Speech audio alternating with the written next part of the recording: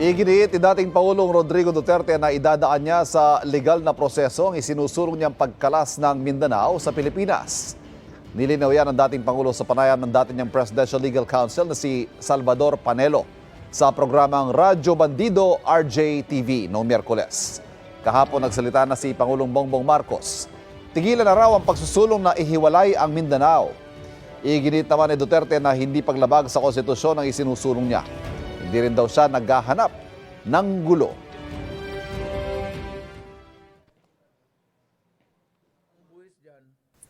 Yung proposal ko kasi na secession of Mindanao is a legal process that will be brought to the United Nations. Doon ako nakatutok. Hindi ako nakatutok doon sa away. They thought that if you want to secede, it's going to be war.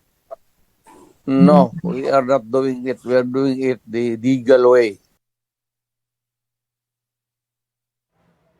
Kapuso, para laging una ka sa mga balita, bisitahin at mag-subscribe sa GMA Integrated News sa YouTube. Sa mga kapuso abroad, samahan nyo kami sa GMA Pinoy TV at sa www.gmanews.tv.